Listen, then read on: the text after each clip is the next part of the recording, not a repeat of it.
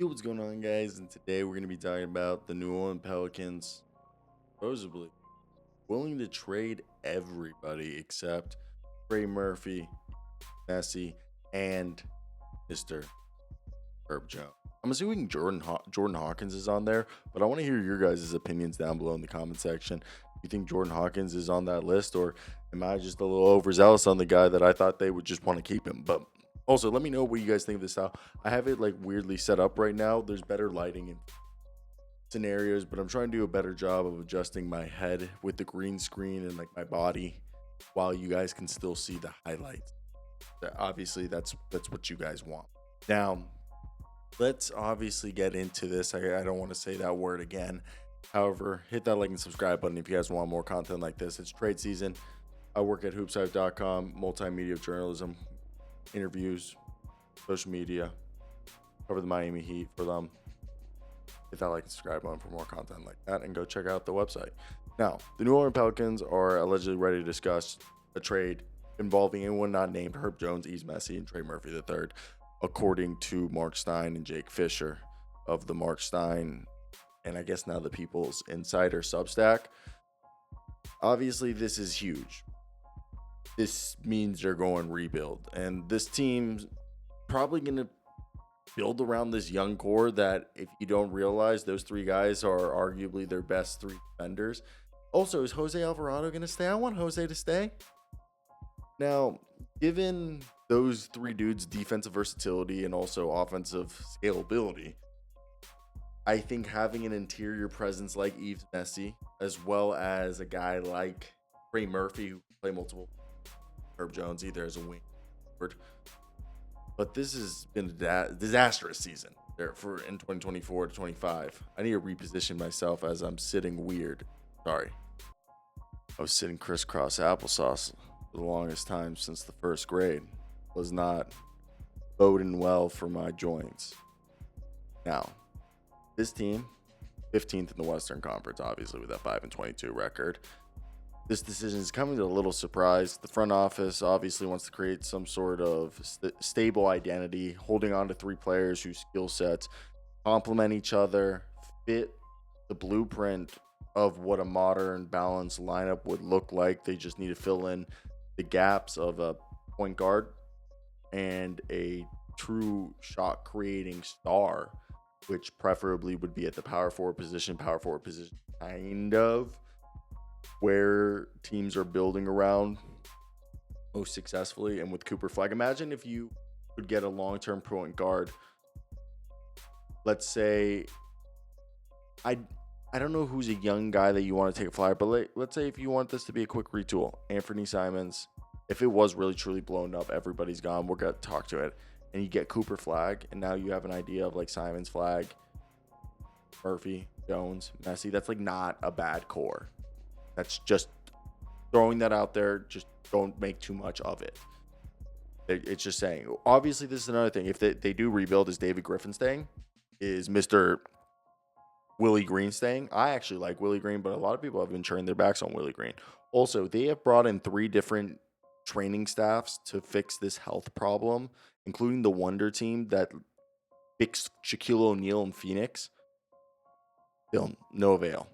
Now, the trio of Jones, Messi, and Murphy each is interesting, as Herb Jones is an all-defense perennial member, and he's averaging 9 steals per game in the 9 contests he's been a starter, and he shot 45.8% from the field, and he's contributed 4 rebounds per game. Now, one thing I do want to say is that he is a guy who's been able to get better at scoring, but the best thing about it is he can guard every single position. He's quintessentially the best, one of, if not the best, defender at his position. And Yves Missi has been a great rookie, grabbing 8.5 rebounds in 25 minutes, 55% from the field, 58% true shooting. And he's looking like a lob threat, just what you want in a modern-day big, in the same vein as like a Daniel Gafford, Derek Lively. Maybe you can even develop a three-point shot maybe one day. But right now, for what he is, he's really efficient, rim runner, shot blocker, and rebounder, and that screens. Then you got Trey Murphy, who's an elite three-point shooter, 18 points a night, 33% from 3 right now, but that's going to go up. The guy who's going to go close to a 40% three-point shooter, plus he shoots like 8 threes a game. show his track record as a perimeter shooter. Plus, he's a really good defender, in my opinion, at times when he wants to, preferably 1 through 3. And he can guard. He can play the 2, sometimes the 4. So I think that's just like a guy you want to keep around. Meanwhile, the Pelicans find themselves in the tense contract negotiation that we all know about with Brandon Ingram. The team wanted to give him $40 million a year this past year. The guy wants $50 million a year. That's a big difference. And no offense, I don't think Brandon Ingram is worth handicapping yourself salary cap wise for someone. Yes, he's been one of the brighter spots of this season, averaging 22 points, 5.6 rebounds, 5 assists a night. And people call him Baby Durant for a reason, but where you guys are in a franchise, I just don't think you waste your money on being middle of the pack mediocre. And these guys shooting 46% from the field, 37% from 3. Sign and trade him in the offseason. Can't say trade him at the deadline. And he's a guy who can create efficiently. Try to send him somewhere as a rental and oversell him as a rental.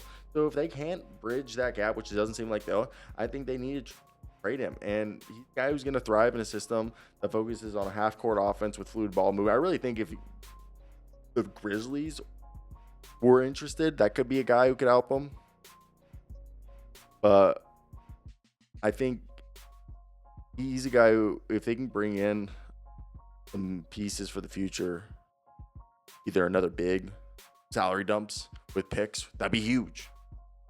The other veterans and players on this roster have posted good numbers, really. It's just not translating to wins. Like CJ McCollum, when he's played, 21 points.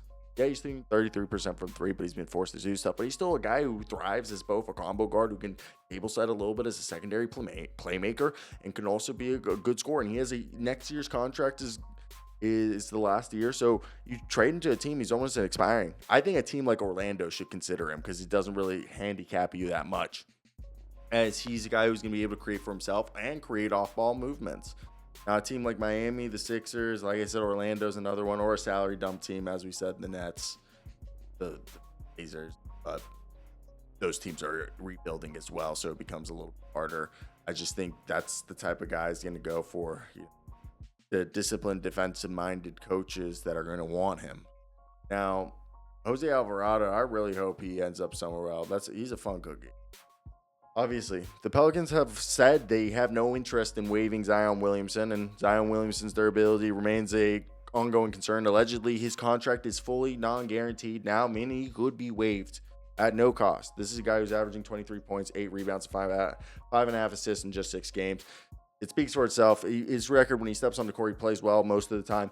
But the thing is that he just doesn't stay healthy. And then you have Dyson Daniels leaving. He looks amazing, and he says this franchise is cursed.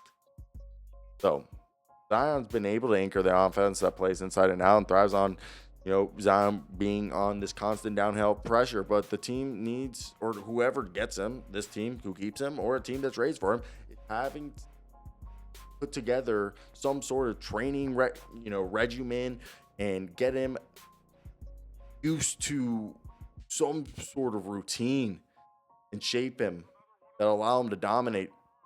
Now, for me, when we look at this, I think coaches who run set heavy offenses are going to be more drawn to Brandon Ingram, who are going to be able to excel in scripted scenarios and then allow him to thrive in ISO as well as to post up as a more shot, off-ball shooter, catch and shooter. While I think a coach who's going to want to push the pace, run and gun, and really relish in Zion's athleticism and finish ability is going to take advantage of that. While I think anybody who wants CJ McCollum, they're going to want probably a defensive-minded team who needs a shooting and some shot creation while playmaking.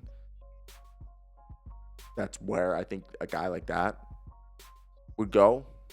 Now, the Pelicans, really, if the Rockets wanted to dump that $32 million they have of Jeff Green, Jayshawn Tate, Steven Adams, and Jock Landale for CJ McCollum, and the Pelicans bought out all the expirings right there, that'd be a great deal, and just package some picks in there to get them, like not even picks, like probably like a couple seconds, or even just to protect it first. You get the Pelicans to do that, but the Pelicans are 5-22. They suck. They're the worst rebounding team, the worst field goal percentage in the league. They're near the bottom in 3-point percentage. And this shows that this construction of roster construction does not work. Despite they're actually the 5th best steals per game, 9.5. That's just because they literally have so many defensive possessions.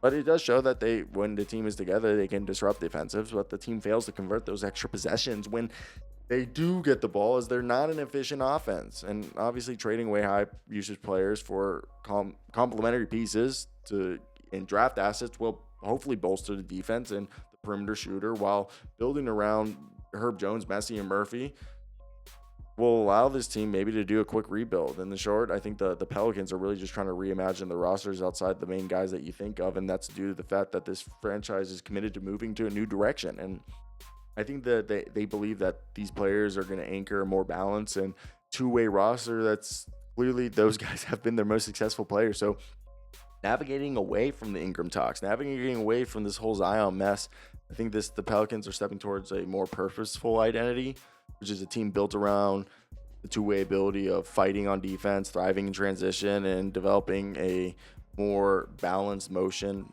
perimeter-oriented attack that isn't built around one set player. That's basically it. I'm done. Bye. Like, comment, subscribe if you made it.